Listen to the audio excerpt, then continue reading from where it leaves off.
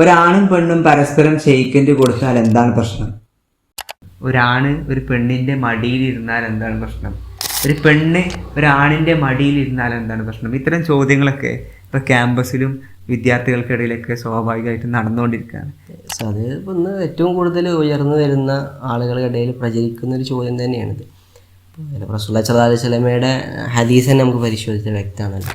അറിയാം, റസൂലുള്ളാഹി സ്വല്ലല്ലാഹു അലൈഹി വസല്ലം പറയുന്നുണ്ട്, ഒരു അന്യ പുരുഷനും സ്ത്രീയും സ്പർശിക്കുന്നതിനേക്കാൾ നല്ലത് അവൻ്റെ തലക്ക് ആണി അടിച്ച് കയറ്റുന്ന അത്രക്കും ഗൗരവമുള്ള ഒരു വിഷയമാണ്. എന്തുകൊണ്ടായിരിക്കാം ഇസ്ലാം ഇത്ര ഗൗരവത്തിൽ ഇത്തരം ഭാഷകൾ, കുറച്ച് ഗൗരവമേറിയ ഭാഷയിൽ ഈ വിഷയത്തെ നോക്കിക്കാണാനുള്ള കാരണങ്ങൾ? അതിൽ റസൂലുള്ളാഹി സ്വല്ലല്ലാഹു അലൈഹി വസല്ലം ഒരു കാര്യം പറയുന്നത്, ഇൻഹു ഇല വഹി യൂഹ, വഹീൻ്റെ അടിസ്ഥാനത്തിലാണ്, പ്രവാചകൻ്റെ ഇഷ്ടത്തിനനുസരിച്ചിട്ടല്ല പറയുന്നത്. അപ്പോൾ നമ്മളെ സൃഷ്ടിച്ച സൃഷ്ടാവിനെ അറിയാം നമുക്ക് ഏതാണ് നന്മ, നമുക്ക് ഏതാണ് തിന്മ എന്നുള്ളത്. അപ്പോൾ ഒരാണും പെണ്ണും ഒറ്റക്കായാൽ മൂന്നാമതവിടെ പിശാച് ഉണ്ടാവാതെ ഇരിക്കില്ല എന്നുള്ളതാണ്. അപ്പം അതിൻ്റെ നമ്മൾ വശങ്ങളിലേക്ക് ശ്രദ്ധിക്കു പോകുമ്പോൾ യഥാർത്ഥത്തിൽ ഇന്ന് ഒരു ആണ് ഒരു പെണ്ണും കൂടി കൈ കൊടുക്കുമ്പോൾ, ഒരു പെൺകുട്ടിക്ക് കൈ കൊടുക്കുമ്പോൾ ആ പെൺകുട്ടിക്ക് പ്രത്യേകിച്ച് അവളുടെ ശരീരത്തിൽ നിന്ന് മാറ്റങ്ങളൊന്നും ഇല്ല. പക്ഷേ അത് ആൺകുട്ടി അവിടെ അത് ഒരു സുഖം എടുക്കുക നമുക്ക് പറയുക. ഇപ്പോൾ തിരുവനന്തപുരത്ത് നടന്നത് എന്താ വെച്ചാൽ, ആണിൻ്റെ മടിയിൽ പെണ്ണ് കയറിയിരുന്നിട്ട് ആ പെണ്ണ് പറയുന്നത് ഞാൻ വളരെ കംഫർട്ടാണ്, ഓക്കെയാണ്. പക്ഷെ ഓളും ഓക്കെയാണ്. പക്ഷേ അവിടെ സുഖിക്കുന്നതും ആ തലോടലും മടിയിലിരിക്കുന്ന ആസ്വദിക്കുന്നത് ഈ പുരുഷനാണ്. അതുപോലെ തന്നെ ഇസ്ലാം വളരെ കർക്കശമായിട്ട് ഒരു ആണും പെണ്ണും ഒരുമിച്ച് യാത്ര ചെയ്യലിനെ വരെ എതിർക്കുന്നുണ്ട്. അപ്പോൾ ഇത്തരം കാര്യങ്ങളൊക്കെ നമ്മൾ ക്യാമ്പസിൽ ഒരുമിച്ച് യാത്ര ചെയ്ത്, ഒരുമിച്ച് ഒരു ബൈക്കിൽ യാത്ര ചെയ്ത് എന്നൊക്കെ പറയുമ്പോൾ വളരെയധികം നമ്മളെ ഇസ്ലാമിനെ കളിയാക്കുന്ന രൂപത്തിലൊക്കെ ആളുകൾ വിമർശിക്കാറുണ്ട്. പക്ഷേ നമ്മളെ നാട്ടിലെ പല സംഭവങ്ങളും, ഇപ്പോൾ സ്ത്രീകൾ ഒറ്റയ്ക്ക് യാത്ര ചെയ്തതിൻ്റെ പേരിൽ മറ്റ് നടക്കുന്ന പീഡന കേസുകൾ, ഒരുപാട് പ്രശ്നങ്ങളുണ്ട്. ഇതൊക്കെ ഇതിനെ നോക്കി ഇത്തരം പ്രശ്നങ്ങളിലേക്ക് എത്തുന്ന സാഹചര്യങ്ങൾ ഒഴിവാക്കുന്നില്ല. ഇസ്ലാമിൻ്റെ ഭാഷ എന്ന് പറഞ്ഞാൽ ലാ തഖ്റബു സിന, നിങ്ങൾ വ്യഭിചരിക്കരുതെന്നല്ല, അതിൻ്റെ വാതിലിലേക്ക് നിങ്ങൾ പോകരുതെന്ന.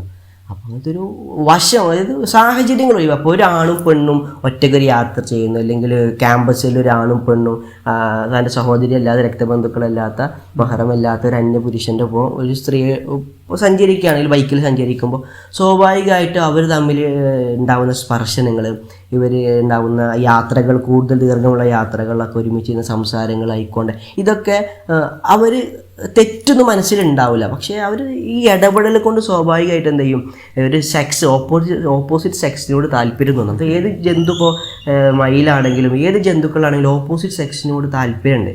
അത് പടച്ചോ അങ്ങനെയാണ് സൃഷ്ടിച്ചിട്ടുള്ളത്. അപ്പോൾ സ്വാഭാവികമായിട്ടും ഒരാണും പെണ്ണും ഒറ്റ കഴിഞ്ഞാൽ അവർ കൂടുതൽ ഇടപഴകുമ്പോൾ ഇവർക്ക് സ്വാഭാവികമായിട്ട് ഇവരെ മാനസികമായിട്ട് എന്ത് ചെയ്യും, ഒരടുപ്പം തോന്നും, ഒരിഷ്ടം തോന്നും. പിന്നീട് ഇങ്ങനെ ഈ സാഹചര്യങ്ങൾ ഒരുപാട് ഒരു ഫ്രീഡം കിട്ടും അവിടെ.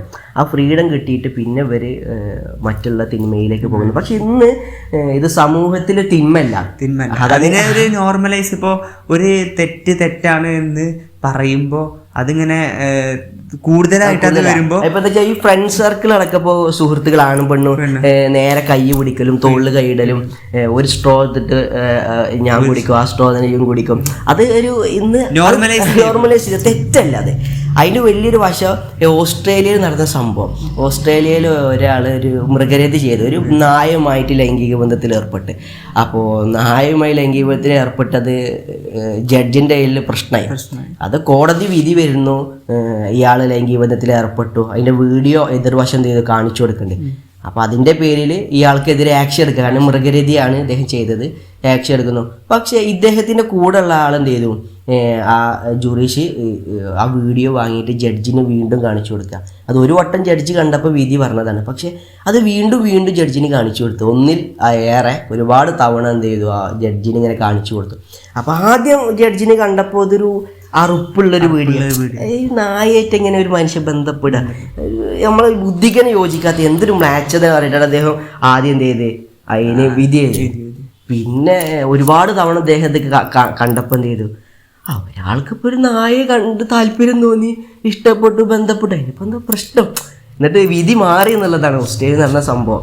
അപ്പോൾ ഇതിലെന്ന് വെച്ചാൽ ഇത് നോർമലൈസ് ഇന്നും നമ്മുടെ നാട്ടിൽ തന്നെ ഇതിങ്ങനെ ആണും പെണ്ണും ഒരുമിച്ചിട്ടാൽ പ്രശ്നമല്ല, ആണും പെണ്ണും ഒരേ ഗ്ലാസ്സിലിരുന്ന് ചായ കുടിച്ചാലും പ്രശ്നമല്ല, ബൈക്കിൽ സഞ്ചരിച്ചാലും പ്രശ്നമല്ല, അതൊന്നും ഒരു പ്രശ്നമില്ല എന്നിങ്ങനെ ആളുകൾ ഇങ്ങനെ പറഞ്ഞു പിന്നെ വേറെ അതിൽ വരുന്നത് ഇത്തരം കൂടിയിരിക്കലിലൂടെ വല്ല പ്രശ്നമോ അപകടമോ ഉണ്ടായാൽ ഇവിടുത്തെ നിയമം സ്ട്രോങ് അല്ല എന്നുള്ള രീതിയിൽ നിയമത്തെ കുറ്റപ്പെടുത്തുന്ന രൂപത്തിലേക്ക് എത്തും. എന്നാലും അതിന്റെ മുമ്പ് ഒരു തെറ്റിലേക്ക് എത്തുന്നതിന് മുന്നിലുള്ള വഴികൾ അടക്കുന്ന രൂപത്തിലേക്കൊന്നും അത് ചിന്തിക്കില്ല. എന്നാൽ ഇസ്ലാം ആകട്ടെ കൃത്യമായിട്ട് ഒരു തെറ്റ് അല്ലെങ്കിൽ ഒരു തിന്മയിലേക്ക് പോകുന്നതിന്റെ എല്ലാ വഴികളെയും അടച്ച്, നേരത്തെ പറയല്ലേ ഈ പീഡനത്തിലേക്ക് എത്താതായിരിക്കും. ഇപ്പൊ ഒരു പെണ്ണ് ഒറ്റയ്ക്ക് ഇരിക്കുമ്പോൾ അല്ലെങ്കിൽ ആ പെണ്ണിനെ ഏതെങ്കിലും ഒരു ആണ് ഒരു പുരുഷന്മാർ വേട്ടയാടുന്നതാണ് കൂടുതലും. അപ്പോൾ കൂടുതൽ പ്രശ്നങ്ങളും ആണുങ്ങളെ പെണ്ണുങ്ങളെ ആക്രമിച്ചു എന്നുള്ള വാർത്ത അല്ല.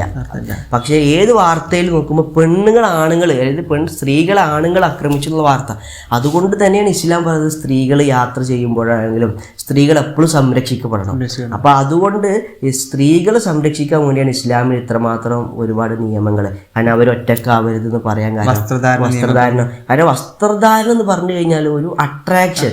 ഇപ്പോൾ ലൈംഗികതയുടെ ഒരു വശം തന്നെ ആലോചിച്ചാൽ നമ്മളെ ആണും പെണ്ണും തമ്മിലുള്ള ആൺകുട്ടികൾ കണ്ടാൽ മതി, കണ്ടാൽ തന്നെ അവർ ഹോർമോൺ പ്രൊഡ്യൂസ് ചെയ്യും, അവർക്ക് ലൈംഗികമായ താല്പര്യങ്ങൾ വരും. പക്ഷെ ഒരു പെണ്ണിനെ ഒരു ആണിനെ കണ്ടു കഴിഞ്ഞാൽ അല്ലെങ്കിൽ ഒരു ആണ് ഒന്നുകൂടെ അത് നഗ്നനായ ഒരു ആണിനെ കണ്ടാലും പെണ്ണിനൊന്നും തോന്നില്ല. പക്ഷെ ആണിന് ചിലപ്പോൾ ഏത് മാഗസീനിലോ അല്ലെങ്കിൽ നമ്മൾ കാണുന്ന ഫ്ലെക്സുകളൊക്കെ, അപ്പോൾ ആ ഫ്ലെക്സുകളിൽ തന്നെ ഒരു പെണ്ണിൻ്റെ ഫോട്ടോ കണ്ടാൽ തന്നെ ആണറിയാതെ നോക്കിപ്പോവുകയും അല്ലെങ്കിൽ ഒരു ടൈറ്റ് ഫിറ്റ് വസ്ത്രം ധരിക്കുന്ന ഒരു പെണ്ണ് ശരീരത്തിൻ്റെ ന്യൂനതകൾ ഏതെങ്കിലും ഭാഗം കണ്ടാൽ തന്നെ ആണിന് വികാരം. അപ്പോൾ ഇത്തരത്തിലുള്ള കാര്യങ്ങളൊന്നും സയന്റിഫിക്കലി പ്രൂവ്ഡ് ആയിട്ടുള്ള കാര്യങ്ങൾ പോലും ഇത്തരത്തിലുള്ള ആധുനിക ഇന്ന് ജീവിക്കുന്ന പുതുതലമുറ അംഗീകരിക്കും. ഇസ്ലാം ഇത്തരം കാര്യങ്ങളൊക്കെ പറയുന്നത് നമ്മൾ റസൂലുള്ളാഹി സ്വല്ലല്ലാഹു അലൈഹി വസല്ലം വഹീൻ്റെ അടിസ്ഥാനത്തിൽ പറയുന്നു. അതിനൊക്കെ ഒരു യുക്തിഭദ്രമായിട്ടുള്ള ഒരു വശം സയന്റിഫിക്കായിട്ട് നോക്കുമ്പോൾ നമുക്ക് ഉണ്ട് എന്നുള്ളതാണ് കാണുന്നത്. അപ്പോൾ ഈ മ്ലേച്ഛതകളെയും തിന്മകളെയും ഒഴിവാക്കാനുള്ള സാഹചര്യങ്ങളെ ഇപ്പോൾ പ്രശ്നം ഉണ്ടായിട്ട് കേസ് കൊടുക്കുക, പ്രശ്നം ഉണ്ടായിട്ട് കരയാതല്ല, പ്രശ്നത്തിലേക്ക് എത്തരുത്, ആ വഴി അടക്കുക എന്നുള്ളതാണ് ഇസ്ലാമിന്റെ ഓരോ നിയമങ്ങളുടെയും കാഴ്ചപ്പാട്. അത് ശരിയാണ്. ഈ മെസ്സേജ് അയക്കുന്ന മേഖലയിലായാലും ഇപ്പോൾ വാട്സപ്പ്, ഇൻസ്റ്റഗ്രാം, സോഷ്യൽ മീഡിയയിലാണ് ഒരു പരിധി വേണം. ഒരു അന്യ പുരുഷനൊരു ഒരു പെൺകുട്ടി സംസാരിക്കുമ്പോൾ ഒരു അന്യ പെണ്ണിനായിട്ട് ഒരു പുരുഷൻ സംസാരിക്കുമ്പോൾ അതിൽ ഇടപെടലുകൾ വേണം, അതിൽ ഭയങ്കര അതിർത്തികൾ വേണം. ഒരിക്കലും ഒരു പെൺകുട്ടി സംസാരിക്കുമ്പോൾ പുരുഷന് ഈ റസൂലുള്ളാഹി പറയുന്നത് കൊഞ്ചിക്കൊഴയരുതെന്ന്. അപ്പോൾ പെൺകുട്ടികൾ ഇങ്ങനെ കൊഞ്ചി സംസാരിക്കുമ്പോൾ മനസ്സിൽ രോഗമുള്ളവർക്ക് സ്വാഭാവികമായിട്ട് ഒരു പെണ്ണിന് താല്പര്യമൊക്കെ തോന്നും. അപ്പം ആ സാഹചര്യങ്ങൾ തിന്മയ്ക്ക് വരുന്ന സാഹചര്യങ്ങളെ മുഴുവൻ കൊട്ടിയടക്കാണ് ഇസ്ലാം ചെയ്തത്. കാരണം തിന്മയ്ക്ക് സംഭവിച്ചതിന് ശേഷം കരയുന്നതല്ല, അപ്പം അതിലേക്കുള്ള സാഹചര്യം ഒഴിവാക്കാവുന്നതാണ്.